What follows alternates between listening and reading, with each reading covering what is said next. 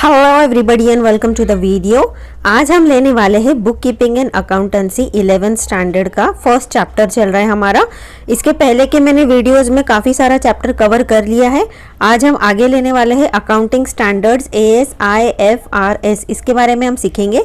अगर आपको शुरुआती वीडियो देखने हैं तो आप डिस्क्रिप्शन में लिंक्स देख लीजिए, आप वहाँ से कंटिन्यूस वीडियो देख सकते हो और कोशिश करिए मेरे जितने भी वीडियोज़ है पूरा देखें उन्हें। ओके, कोई भी पार्ट बीच में से मिस ना करें ताकि कोई भी इंपॉर्टेंट इन्फॉर्मेशन आपसे छूटे नहीं। ओके, क्योंकि हर स्टेटमेंट में यहाँ पर काफ़ी अच्छी और ख़ास इन्फॉर्मेशन दी गई है जिसमें बहुत ही डीप नॉलेज है और मैंने अपनी तरफ से कोशिश की है कि मैं आपको प्रोवाइड कर सकूँ। ओके, तो फिर वक्त ज़ाया नहीं करेंगे, चलिए फटाफट स्टार्ट करते हैं। Accounting standards provide the framework and norms to be followed in accounting so that the financial statements of different enterprises become comparable। अभी देखिए, हमने शुरुआत के वीडियोस में तो काफ़ी कुछ पढ़ लिया है। बुक कीपिंग क्या होता है, अकाउंटिंग क्या होता है, बेसिक नॉलेज तो अभी आपको समझ गया कि बुक मेंटेन करने हैं हर कंपनी को, है ना। लेकिन अभी हम एक स्टेप आगे जाएंगे। अभी हम आगे जाके क्या देखेंगे कि यहाँ पर हम पहले हम बात करते थे सिर्फ एक कंपनी के बारे में। ओके, बेसिक्स हमने सीख लिया, तब हम अपनी कंपनी के बारे में बात करते थे।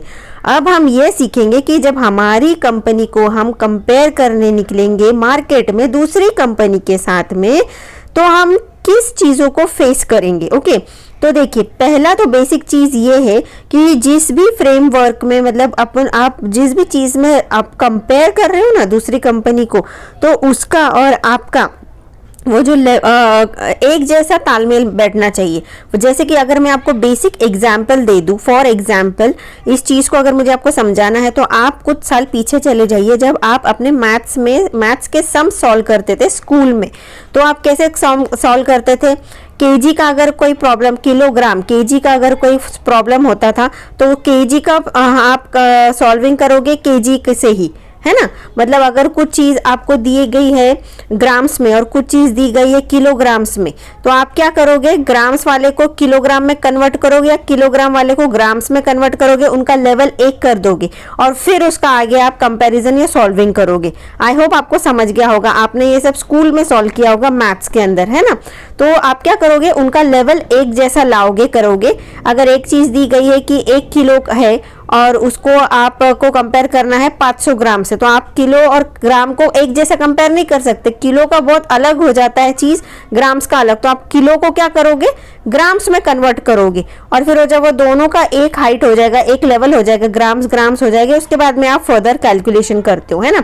उसी तरह से अकाउंटिंग के अंदर भी यहाँ पर हमको किलोग्राम में तो डील नहीं करना है, अकाउंटिंग स्टैंडर्ड्स के अंदर ही हमको डील करना है। लेकिन यहाँ पर कुछ rules and regulations laid down किए जाते हैं, अकाउंटिंग स्टैंडर्ड्स कुछ मेंटेन किए जाते हैं जिसको हर किसी कंपनी को फॉलो करना होता है। ऐसा नहीं हम बस निकलेंगे और अपनी अपनी मर्जी से कुछ भी करेंगे, ऐसा नहीं है। कुछ प्रिंसिपल्स होते हैं, कुछ मेथड्स होते हैं जो कि कंपलसरीली हर कंपनी को फॉलो करना पड़ते हैं और यही सोचा जाता है कि कंपनी ने रूल्स एंड गाइडलाइंस फॉलो करके ही अपनी बुक्स मेंटेन की है और तभी आप वो सभी कंपनीज को कंपेयर करते हैं और फिर उनका आप मार्केट में कहाँ स्टैंड करते हैं वो कंपनी, उसके बारे में आप सीख सकते हैं।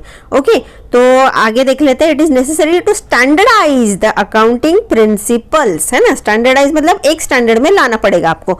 टू एंश्योर कंसिस्टेंसी मतलब जो चीज़ें एक जैसी कंटिन्यूस उन्हें रखनी है या करवानी है, उसको बोलेंगे हम कंसिस्टेंसी। कंपैरेटिबिलिटी मतलब दो चीज़ों को कंपेयर करना।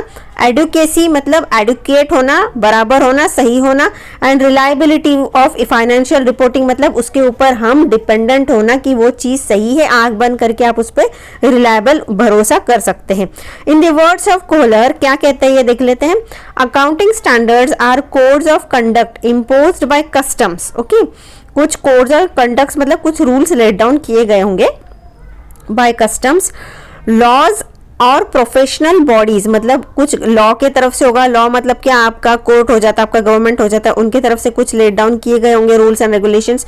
एंड प्रोफेशनल बॉडीज मतलब उन्हीं के जो सर्कल होगा, उसी बिजनेस टाइप का जो कंपनी टाइप का जो सर्कल होगा, उन्होंने भी अपनी तरफ से कुछ गाइडलाइंस लेट डाउन किए होंगे। कस्टम्स होंगे जो कि लाइक रूल्स एंड रेगुलेशंस, कुछ ऑफिशियल स्टैंडर्ड्स ने लेट डाउन किए रहेंगे, उसको हम बोलेंगे कस्टम्स। तो उन लोगों ने कुछ, ये सभी लोगों ने मिलकर कुछ रूल्स एंड गाइडलाइंस बनाए गए होंगे in relation with book keeping and accountancy, तो वो सब फॉलो करना होगा। क्यों? For the benefit of public accounts and accountants generally, ताकि ये अभी ये देखिए अगर कोई बुक मेंटेन करता है बैलेंस शीट वगैरह तो इसके अंदर पब्लिक का भी कहीं ना कहीं फायदा है, क्योंकि अगर मैंने आपको पिछली बार भी बताया था कि कौन कौन लोग इंटरेस्टेड होते हैं ये सब फाइनेंशियल अकाउंटिंग के अंदर, बहुत सारे लोग आ जाते हैं। जैसे कि अगर इन्वेस्टर्स हो गए, मुझे कंपनी में पैसा इन्वेस्ट करना है तो मैं इन्वेस्टर हो गई, तो मैं उनका अकाउंट्स देखकर ही बोलूंगी कि मुझे उसमें इन्वेस्ट करना है या नहीं करना है। गवर्नमेंट हो जाता है, उसको टैक्स वगैरह देना पड़ता है, फाइन लगाना पड़ता है या टैक्स लगाना पड़ता है, वो स्टडी करके बोलेगा। उसके बाद में और कौन हो गए वो लोग, जैसे कि फाइनेंशियल इंस्टीट्यूशंस हो गए, मुझे लोन उठाना है, वो लोग मेरा स्टडी करेंगे बैलेंस शीट, मुझे लोन देना चाहिए नहीं देना चाहिए, क्या मैं कुछ सालों में कवर करके उनको पैसे बराबर टाइम पे दे सकती हूँ, नहीं रीपे कर पाऊंगी नहीं कर पाऊंगी, उसके ऊपर से उनको समझ जाता है। तो मतलब कहीं ना कहीं पब्लिक का ही फायदा होता है। 10 accounting standards are written policy documents issued by the expert accounting body by bodies or by government or other regulatory body covering the aspects of, ये वही मैंने जो अभी आपको समझा, इन्होंने वही चीज कही है कि कोई एक्सपर्ट्स होंगे उसी की फील्ड में, फील्ड मतलब कौन सी होगी, obviously book keeping and accountancy, accountants होंगे, सीएज होंगे, सीएस वाले लोग होंगे, ये सब जो हाई लेवल के लोग होंगे, अच्छी पोजीशन पे बैठे होंगे, वो सब मिलके कुछ rules and guidelines laid down करेंगे। देन गवर्नमेंट होगा, उसका भी कुछ क्लॉजेस होंगे, वो बता देगा। एंड अदर रेगुलेटरी बॉडी मतलब जो कि रेगुलेटरी मतलब जो कि उस चीज में है, ऑलरेडी बिजनेस कर रहे हैं, उनके भी कुछ फायदे नुकसान देखना होंगे, वो सब रिकॉग्नाइज करके स्टडी करके कुछ डॉक्यूमेंट्स कुछ स्टैंडर्ड्स लेट डाउन किए जाते हैं जो कि सबको फॉलो करना होंगे। Body covering the aspects of recognising, उसे पहचानना, देन मेजरमेंट, उसे तोलना, देन ट्रीटमेंट मतलब जिस तरह से उसकी एंट्रीज वगैरह हम करेंगे उसको बोलेंगे हम ट्रीटमेंट। प्रेजेंटेशन, जब बना के हम सब सामने वाले के सामने पूरा ब्यौरा रखेंगे उसको बोलेंगे presentation. And disclosure of accounting transactions and events in the financial statement. I hope इतना पार्ट आपको समझ गया होगा। अगर आप नए हैं तो प्लीज चैनल को सब्सक्राइब कर दे और इस चैनल को जरूर शेयर करिए अपने फ्रेंड्स के साथ में, ताकि आने वाले वीडियोज की नोटिफिकेशन आपको मिलते रहे। तो चलिए आगे देखते हैं। नीड फॉर अकाउंटिंग स्टैंडर्ड्स, अभी ये सब चीजों की जरूरत क्या है, ओके वो देखेंगे। Need of accounting standards is as follows to promote better understanding of financial statement. देखिए अभी एक ही रूल सब जगह लागू होगा ना, तो वो अभी आप सीए में एडमिशन क्यों लेते हो या कॉमर्स में एडमिशन ही क्यों लेते हो, अभी अकाउंटिंग सीख रहे हो तो सीख ही क्यों रहे हो, है ना। वो सब इसलिए ताकि आपको ये बेसिक समझ जाए, इसके गाइडलाइंस क्या है, इसके रूल्स एंड रेगुलेशंस क्या है, डेबिट को कहाँ डेबिट साइड कहाँ होता है, बेसिक क्रेडिट साइड कहाँ होता है। जब हमको कुछ खरीदेंगे तो हम उसकी एंट्री डेबिट में करेंगे, क्रेडिट में करेंगे। जब हम कुछ बेच रहे हैं कुछ, उसका एंट्रीज कहाँ करेंगे, सब चीज आप सीख क्यों रहे हो, ओके। ये सीखने से क्या होगा, to promote better understanding of financial statement, ताकि आपको बेसिक जो नॉलेज जो है अकाउंटेंसी का, फाइनेंशियल स्टेटमेंट्स बोलेंगे हम, balance sheet, profit and loss वगैरह सब कुछ को, तो आपको बेसिक इंफॉर्मेशन जब आपको आ जाएगा ना तो ये आपके लिए बहुत बेटर होगा। आगे चल के कोई भी कंपनी का अगर बैलेंस शीट में आपके सामने रखूंगी तो आप उसको प्रॉपरली स्टडी करके उसमें नुक्स निकाल सकते हो और सजेशंस भी दे सकते हो कि क्या करे तो उसको कंपनी अच्छे से चलेगी, okay. To help accountants to follow uniform procedures and practices. अभी देखिए एक ही रूल जब सब जगह लागू होगा ना तो एक ही चीज हर कोई करेगा, ओके। अभी आप जाके एक कंपनी है, आप उसका जाके कंपनी का बैलेंस शीट देखोगे तो वो भी सेल्स की एंट्रीज वैसे ही करेगा जैसे कि कोई बी कंपनी करेगी, सी कंपनी करेगी। मतलब सबके नजरिए में अभी आप ये जो चीज सीख लोगे ना कॉमर्स का बेसिक भी अगर आप सीखते हो और किधर छोटी मोटी अकाउंटेंट का भी जॉब करोगे ना, तो हर जगह आप क्या करोगे, एक ही जैसी एंट्री करोगे। सेल्स को भी वही एंट्री करनी है, परचेस को भी वही एंट्री करनी है, या कुछ और एंट्रीज जो भी कंपनी में या आपके काम से रिलेटेड है वो सब एक जैसी यूनिफॉर्म रूल सब जगह लागू होता है, ताकि दुनिया के किसी भी कोने का कोई भी बंदा आके अगर वो बैलेंस शीट हाथ में ले तो बता सकता है कि कितना सेल्स हुआ है, कितना परचेस हुआ है, या जो भी बैलेंस शीट में सब कुछ लायबिलिटीज एसेट सब कुछ स्टडी करके आपको बता देगा। उसी को बोलते हैं यूनिफॉर्म, एक जैसा rules. To facilitate meaningful comparison of financial statements of two और more entities. To facilitate meaningful comparison. अभी देखिए अभी जैसे कि आपको जब रूल्स ही एक जैसे होंगे, गाइडलाइंस ही एक जैसी होंगी जो कि सब फॉलो करेंगे, इसका मतलब एक स्टैंडर्ड लेवल मेंटेन हो गया कि सब लोग एक जैसे उसको मेंटेन कर रहे हैं फाइनेंशियल अपने बुक्स को। उसके बाद में क्या हो जाएगा, मैं अभी सोच रही हूँ कि मैं कहाँ अपना पैसा इन्वेस्ट करूँ, एक कंपनी में करूँ या दूसरी कंपनी में करूँ। तो मैं क्या करूँगी, दोनों कंपनीज के उनके फाइनेंशियल स्टेटमेंट्स मंगवा लूँगी और उसको कंपेयर करूँगी। तो मुझे क्या हो गया, रूल्स एंड गाइडलाइंस तो दोनों ने सही के ही यूज़ किए, मतलब फॉलो किए रहेंगे। तो मुझे क्या हो जाएगा, ईजी हो जाएगा दोनों को कंपेयर करना और फिर ये सोचना कि मैं किस में पैसा मेरा इन्वेस्ट करूँ, किसके में शेयर्स खरीदूँ, है ना। तो कंपेरिजन यहाँ पर ईजी हो जाता है। नेक्स्ट क्या है, to enhance reliability of financial statement. Reliability का मतलब मैं उस पर आंख बंद करके भरोसा कर सकती हूँ कि जो भी उन्होंने चीज उसमें डाली है वो बाय डिफॉल्ट सच्ची होंगी और मैं उसके ऊपर भरोसा करके इन्वेस्ट कर सकती हूँ। ओके, उसको बोलेंगे reliability. To meet the legal requirements effectively. अभी इससे क्या हो जाएगा, अगर बुक्स मेंटेन होंगे तो जाहिर सी बात है, मतलब सब रूल्स सही तरह से फॉलो करके ही किए गए रहेंगे, हर काम स्मूथली चल रहा होगा। इट मीन्स हर चीज लीगली बनाई गई है, मेंटेन की गई है, फॉलो की गई है। जो भी लीगल मतलब सब कुछ आ जाता है उसके अंदर। गवर्नमेंट ने कुछ रूल्स नए निकाले होंगे तो उसको उन्होंने फॉलो किया रहेगा, उस हिसाब से बुक्स को मेंटेन किए रहेंगे। या फिर जो अकाउंटिंग स्टैंडर्ड्स जो बनाते हैं उन लोगों ने कुछ रूल्स बनाए होंगे, उस हिसाब से बाय डिफॉल्ट यही सोचा जाता है कि पेपर्स बनाए गए हैं और ये सब लीगल है, इलीगल कुछ भी नहीं है। ओके, आगे देख लेते हैं इंटरनेशनल फाइनेंशियल रिपोर्टिंग स्टैंडर्ड्स। अभी यहाँ पर हम लोग क्या कर लेते हैं, अपने छोटे लेवल पर तक अपने पढ़े हैं, स्टडी कर रहे थे। अभी हम जाएंगे थोड़ा सा और बड़े लेवल पे, इंटरनेशनल सोचेंगे अभी हम लोग, ठीक है। International Financial Reporting Standards IFRS, ये आपको फिल इन द ब्लैंक्स में आ सकता है, तो इसका फुल फॉर्म वगैरह ये सब कुछ आप याद कर लो।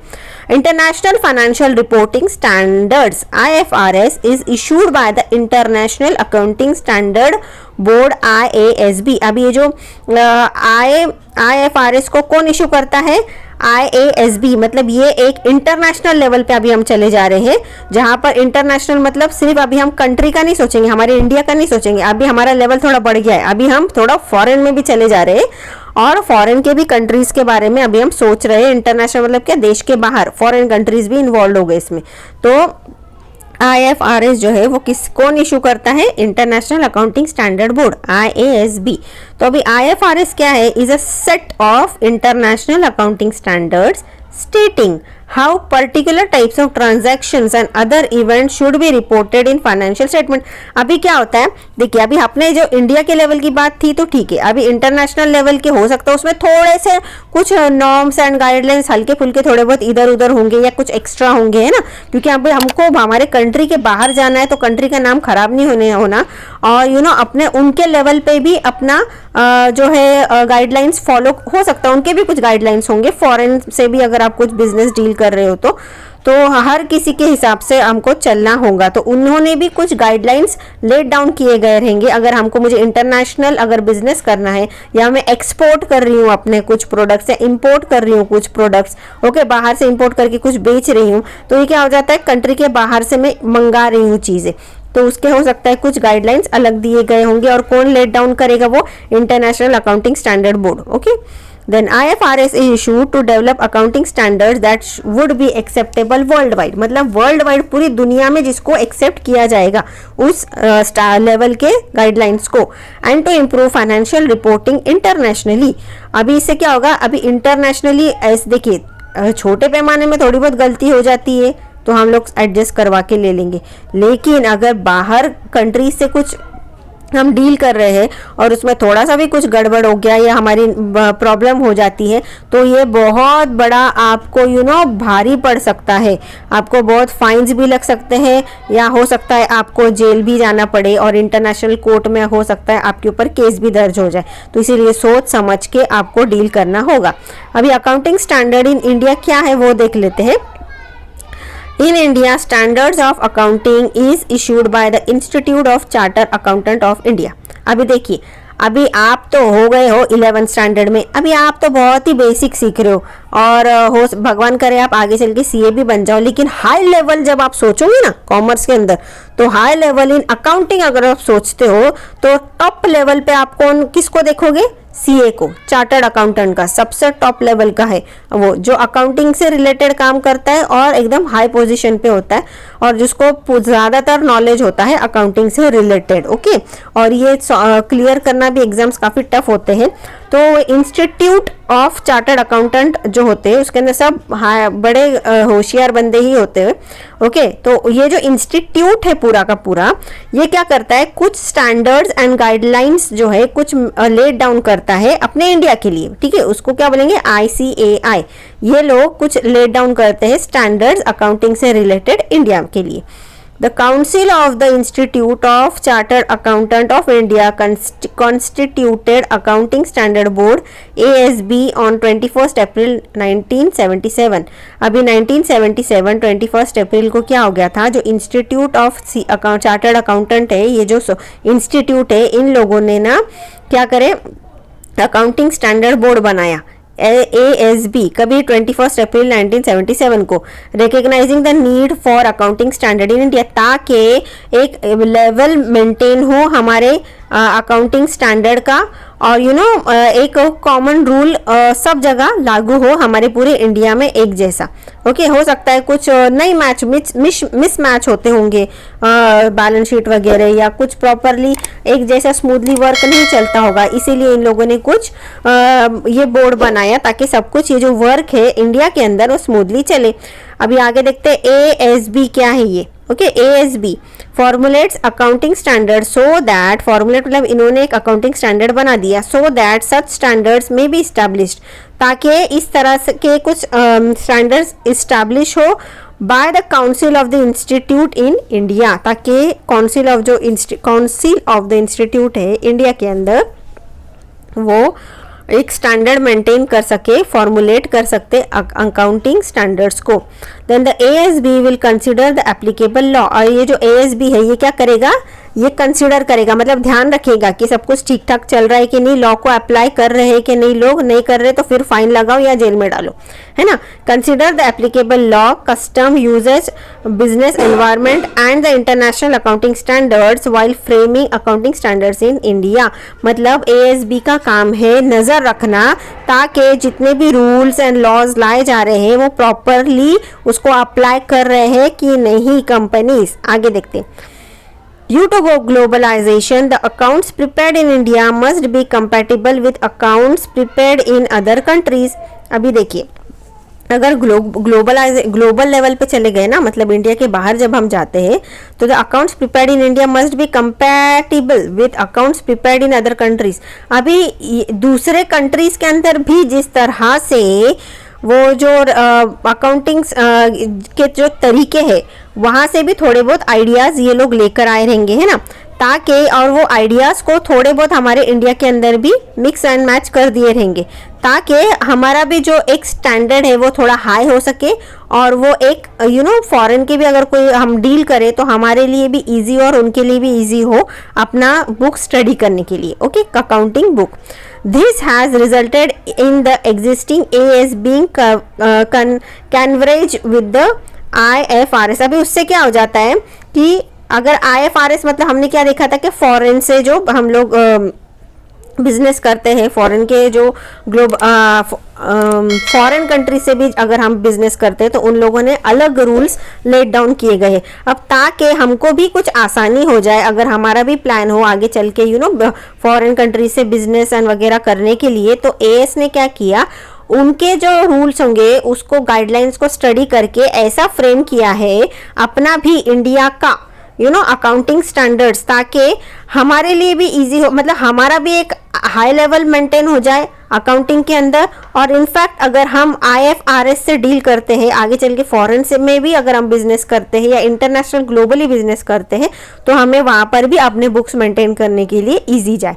This convergence has resulted in what is known as IND-AS। Okay, IND-AS IND-AS are basically the international accounting standard. मतलब ये इंटरनेशनली अकाउंटिंग स्टैंडर्ड को स्टडी करके ही ऐसा समझिए क्या हमारे इंडियन लेवल के भी स्टैंडर्ड्स बनाए गए हैं, which has been modified in accordance with Indian accounting practices. जिसको फॉरेन के जो अकाउंटिंग स्टैंडर्ड्स होंगे उनको मॉडिफाई किया गया होगा अपने इंडियन तरीके में, थोड़ा बहुत लागू कर दिए गए, ताकि और थोड़ा हमारा बेटरमेंट हो जाए।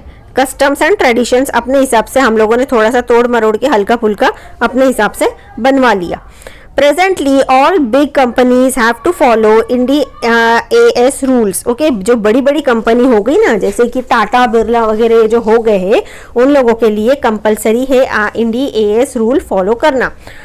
But smaller business units are allowed to continue using AS। जो छोटे बिजनेस है उनके लिए चलो AS रूल फॉलो करा थोड़ा, मतलब वो उनके लिए ठीक है, लेकिन अगर बड़ी बहुत बड़ी कंपनी तो उनको अलग रूल्स है इंडिया AS के हिसाब से। In future, it is expected that all business entities in India will migrate to India AS। अभी आगे चल के हो सकता है कि सभी के लिए इक्वल हो जाए, छोटी कंपनीज बड़ी कंपनी सबको एक जैसे ही मेंटेन करना पड़े बुक्स। आगे देखते हैं some accounting standards AS।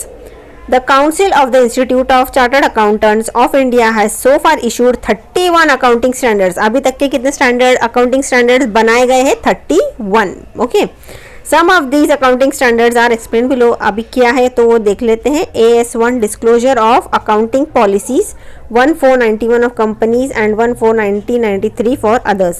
According to this standard, the accounting policies followed in the preparation and presentation of financial statement should form a part of the financial statement and normally be disclosed in one place। मतलब सब according to this standard the accounting policy followed in the preparation, मतलब जो भी policies follow की गई है हमारे books को बनाने में, हमारे फाइनेंशियल अकाउंट्स को बनाने में और उनको प्रेजेंट करने में, should form a part of financial statement. Okay, मतलब वो should form a part of financial statement, वो एक फाइनेंशियल स्टेटमेंट का हिस्सा होना चाहिए। नॉर्मली भी डिस्क्लोज इन वन प्लेस, और एक साथ ही वो सब कुछ डिस्क्लोज करना चाहिए हमारे, जैसे कि क्या क्या होते हैं, बैलेंस शीट हो गया, प्रॉफिट एंड लॉस अकाउंट हो गया, सब कुछ। देन AS2 क्या बोलता है? Valuation of inventories. अभी according to this standard inventories in general should be valued at lower of historical cost and net realisable cost. अभी जो हिस्टोरिकल कॉस्ट होगा उस हिसाब से उसका जो वैल्यू होगा वो लोअर होना चाहिए as and net reliable cost होना चाहिए। देन AS3 क्या है? कैश फ्लो स्टेटमेंट के बारे में क्या दिया है? According to the standard cash flow statement is prepared and presented for the period for which the profit and loss account is prepared. जो भी प्रॉफिट एंड लॉस अकाउंट आप जिस पीरियड के लिए बनाओगे उसी पीरियड के लिए कैश फ्लो अकाउंट भी बनाना होगा आपको। देन डेप्रिसिएशन अकाउंटिंग के बारे में क्या बताया? According to this standard, the depreciation amount of an asset should be allocated on a systematic basis। Okay, for each accounting period during the useful life of an asset. अभी जब तक अभी हमने लास्ट वीडियो में क्या देखा था कि जितने भी हमारे फिक्स्ड एसेट्स होते हैं उनकी जब हम एंट्री करते हैं तो हम वही वैल्यू डालते हैं जिसमें हमने खरीदा था, भले वो 4 साल बाद क्यों ना हो, 5 साल बाद क्यों ना हो, हमको वैल्यू वही डालनी होगी। अगर मैंने 3 लाख की बिल्डिंग खरीदी तो मैं आज भी बिल्डिंग की 3 लाख ही वैल्यू डालूंगी, भले 4 साल क्यों ना हो गए हो मुझे परचेस करे, लेकिन मैं उसमें से क्या करूंगी? माइनस डेप्रिसिएशन, मतलब जितना 3 साल के अंदर उस बिल्डिंग की वैल्यू कम हुई है उतना मैं माइनस करके एडजस्टमेंट्स में बताऊंगी। Then AS8 accounting for research and development. अभी यहाँ क्या बोलते हैं? According to this standard the amount of research and development cost should be charged as an expense for the period in which they are actually incurred. अभी जो amount, अभी जितना भी आपने रिसर्च एंड डेवलपमेंट के अंदर भी जो कुछ खर्चा किया रहेगा तो उसको भी अपने बुक्स ऑफ अकाउंट्स में लिखना होगा। उतने जितने भी पीरियड के लिए आपने किया है वो एक्सपेंस, वो सब कुछ आपको नोट डाउन करना होगा। देन AS9 क्या बोलता है? Revenue recognisation. This standard deals with the basic required for recognition of revenue items in the profit and loss account of the enterprise। अभी प्रॉफिट एंड लॉस अकाउंट में जितना भी आपने रेवेन्यू बताया है उसको रिकॉग्नाइज, मतलब उसको पहचानना होगा, उसको नोट करना होगा। It lays down conditions to recognise revenues.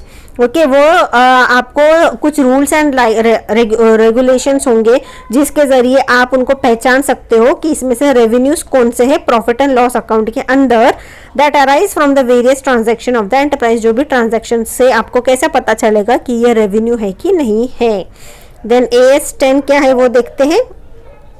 Accounting for fixed assets. अभी क्या बताया है? According to this standard the cost of fixed asset should comprise of the original cost and any attribute cost of bringing the asset to its working condition for its intended use. वही मैंने जो आपको बताया कि उसकी जो भी value रहेगी आप वही वैल्यू लिखोगे उसकी।